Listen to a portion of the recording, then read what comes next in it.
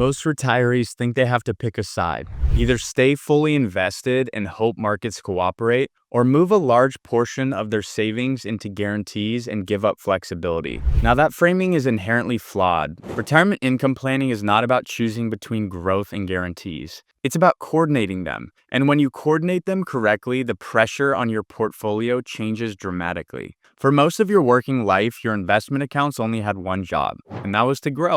You were contributing regularly, you had time on your side, market declines were uncomfortable, but they were temporary. Retirement changes that assignment. Now the portfolio has to distribute money consistently whether markets are up, down, or sideways. And once withdrawals begin, volatility has consequences.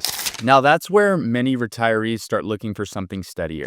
That's where annuities enter the conversation. But here's where the discussion usually gets off track. Some advisors either dismiss annuities altogether, others recommend putting majority of someone's portfolio into them. Both approaches oversimplify a much more nuanced decision. Annuities are not magic solutions. And they're also not financial villains. They are tools. And tools only work properly when they're used for the right purpose. So let's take a step back and simplify this. When someone retires, their expenses generally fall into two categories. The first category includes the bills that must be paid no matter what: housing, food, utilities, insurance, basic lifestyle needs. The second category includes expenses that are optional or adjustable, things like travel, gifts, dining out, home upgrades, extra discretionary spending. Not all dollars need the same level of certainty. That distinction is critical.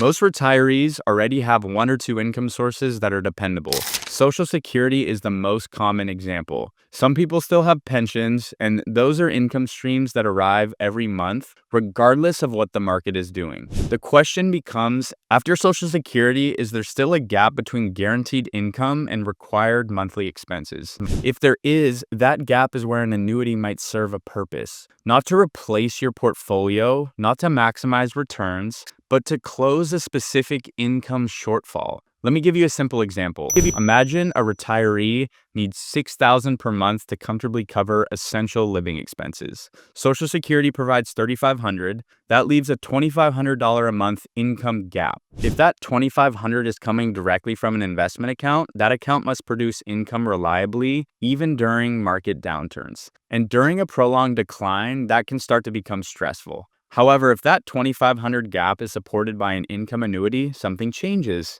The investment portfolio is no longer responsible for meeting basic obligations. It can fluctuate without threatening core stability. Now, that shift alone often reduces anxiety more than any return projection ever could. Now, this does not mean every retiree should immediately move a large percentage of their assets into annuities. Liquidity matters, flexibility matters, inflation matters, legacy goals matter. Putting everything into a fixed income stream often removes optionality, and retirement still requires adaptability. So the goal here is balance. So how much should be allocated to an annuity? Now, there's no universal percentage. The better question is this: how much dependable income do you need to feel secure, covering the essentials in your life? Once that number is identified, you work backwards. You subtract Social Security, you subtract any pension income. What remains is the amount that may need reinforcement. For some households, that amount is small. For others, it's more substantial.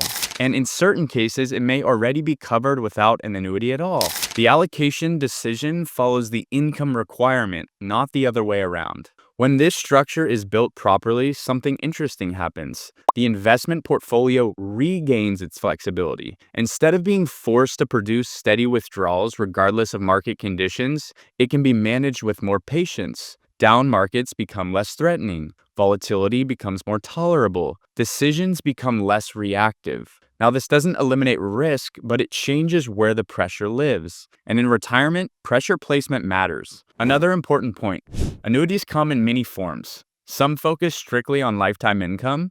Others emphasize principal protection with optional income features. Some are immediate. Some defer income for later years. The design should reflect the problem you're trying to solve. If the problem is income predictability, the solution should emphasize income predictability. If the problem is downside protection, the solution should address downside protection. Product selection should follow purpose, not marketing.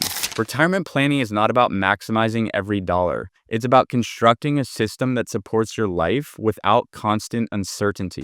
Investments provide opportunity, annuities can provide stability. When used together intentionally, they complement each other rather than compete. Growth supports future flexibility, guarantees support present security. And that combination, when thoughtfully designed, is what allows many retirees to feel both confident and adaptable at the same time. So if you're evaluating whether annuities should play a role in your retirement income strategy, start with the income gap, not the rate of return. Not the latest product headline, but the gap between dependable income and essential expenses. Once that's clear, the decision becomes far more rational and far less emotional. If you found this helpful, consider subscribing. And if you'd like assistance designing a retirement income plan tailored to your situation, you can learn more in the description below. Retirement doesn't require extremes. It requires coordination. And coordination is where confidence is built.